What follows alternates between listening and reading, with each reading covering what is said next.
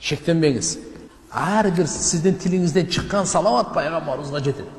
Пайғамбарыбызға көрсетіледі. Пайғамбарыбызға сунушталады. Пайғамбарыбызға айтылады. Ошон үчүн иншалла ким канча салават айтса, ошончолук машаалла. Устаз, менин күйөөм зына жолунда жүрөт. 2 кыз, 1 улуубуз бар.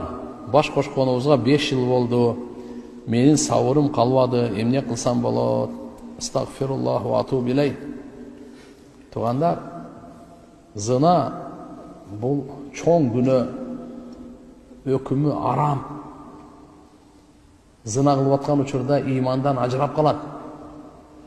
Өлүм келип калса имансыз өлгөнүн коркунучу бар.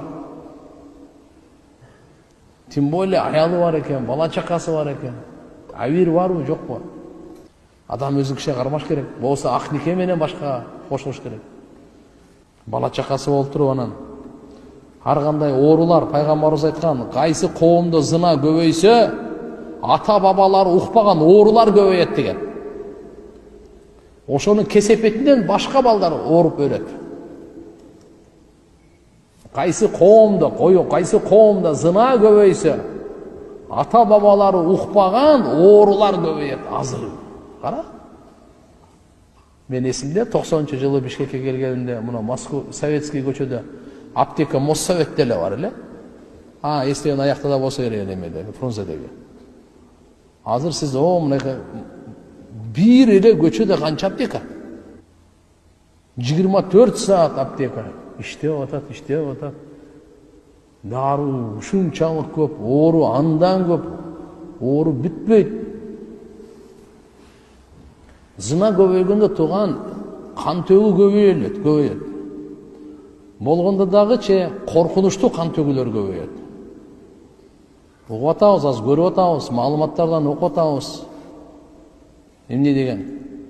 Зына болуп кеткенден кийин кандай устукандап таштагандарын.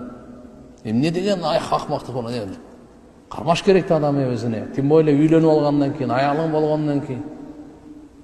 Аллаху акбар. Алла товфик берсин. Сабырым калбады, эмне кылсам болот деп суроо берип атат.